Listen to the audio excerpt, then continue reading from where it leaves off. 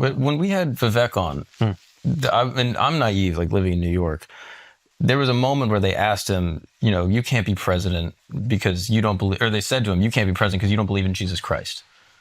Something to that effect. Like, do you believe in Jesus Christ? And they made it a moment. Keep going. I'm going to use the bathroom real quick. Right, I'm gonna go Sorry, keep going. So I guess I'm curious, and I hope this doesn't sound reductive, but from your perspective, do you feel like America is ready for a gay president? And do you feel like that will be a major contention point if you were to run?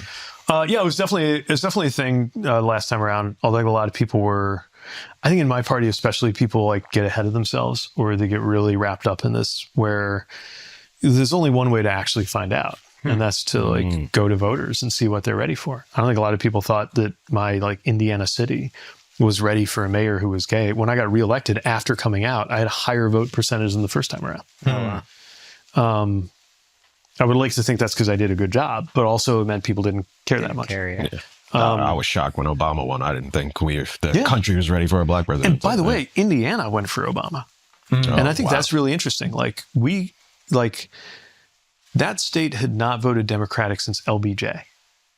And so the idea that the person who would flip it for the Democrats was not Bill Clinton, not John Kerry, it was Barack Hussein Obama, right? Was not something if you were sitting around, I don't know, 6 months before he got nominated saying, all right, who's the like safest choice who would even put Indiana on the electoral map? You wouldn't have said Obama, right? But I think the lesson from that is that you can overthink these things. In the end, like the only way to find out the answer is to like get out there and try. And I don't want to compare like, obviously it's like very different. But whenever there's some like artificial barrier people make up for why somebody can't run or can't serve, I think you just got to test it. Yeah. Yeah. I'm looking forward to it. Go ahead. Miles, you got something? It's on a different subject. You're probably... Mine's just I have a bunch of...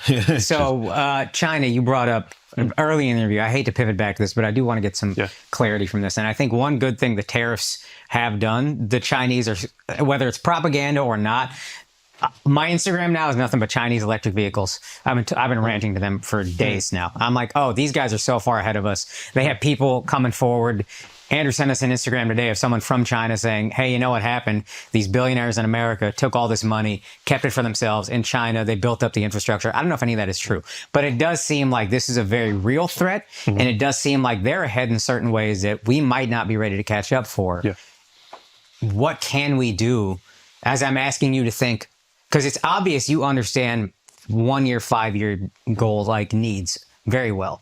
10, 20, 30 years. And when you said it's important for Americans to be number one. 30 years from now, how are we number one? What's your ideas for that? Yeah, I think it's going to be really tough for America to stay number one unless we do certain things right away. First of all, it's back to basics. It's taking care of our own infrastructure, our own education system. It's making it easier and more affordable to raise a family here. Just like all those core things that you don't think of as like international policy. But if you do them right, then you get international primacy the same way that like part of how we won the Cold War and beat the Soviet Union. It wasn't obviously like there was a military side of that, but like their military was formidable too, right? The real like inarguable massive advantage we had was that there were way more people living in the Soviet Union who wished they were living American lives than anybody in America wishing they could live a Soviet life, right? On some level, I think that was everything. That was how America truly came to be number one. So first of all, take care of the basics at home. But also, we need to recognize that we're going into a ferociously competitive world stage here, where we can't just keep trading off the glories of having won World War II, which is pretty much how we were able to build the international system the way we like it over the 50 years that followed. And recognize that every country is not like just on its own finding its way toward liberal democracy. That comes and goes. I believe it's actually on the wane in our country, and I'm trying to do something about it. But it's eroding in places like Hungary. A lot of places were more democratic 10 years ago than they are now. So we've got to recognize that this is going to require a level of investment in technology and a level of commitment to our values that both earns friends and establishes the kind of economic power that you need in order to, alongside your military power, in order to be number one. I really worry that what we're in right now is a mode that's going to make it not so much America first has to be America in first place. To do it right. Yeah. If it's America first, the way they're doing it, I think it means America alone. And we become just like another country out there, scrapping for advantage. But to your point about China, like one of the things that the last administration did that I believe in is dealing with Chinese EV, unfair competition from the Chinese EV market. We should be making those here. The other part of the story that I was telling you about Indiana, Howard County, where those Chrysler jobs were, and St. Joe County, where I grew up, and a lot of places in Michigan where I live now, is the EV battery factories. Like there is a $3 or $4 billion GM battery factory going up on the western edge of the county where I grew up that is bigger than any manufacturing investment that happened there in my entire life.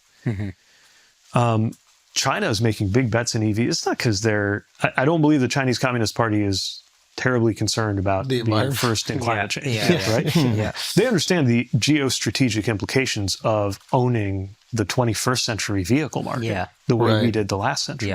So is that an example of where it could be appropriate to use tariffs? Absolutely. Yeah. But again, we got to know what we're doing. And maybe this is touching on what Andrew was saying earlier about build a wall. Can you give me an idea of something you would want to do? And again, this might be exactly what you were saying. What's something you would do to make me feel better as a guy who's looking at them and being like, oh, 600-mile batteries and fucking floating on air or whatever.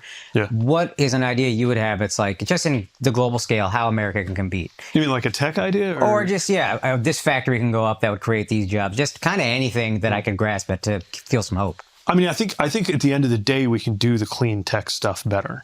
But better than them, or better just than better? Them. Okay. Both. Clean better than tech, we have. What does that mean? Like anything like from electric vehicles to solar energy installations, all that stuff. We can do it better, but we have to make a commitment as a country that we are going to invest in that. It doesn't just happen. There's this fiction that all of the things we see around us in the marketplace just came around without any policy choices. There were huge policy choices that made the automobile possible in this country. Subsidies on everything from fossil fuels to the interstate highway system, right?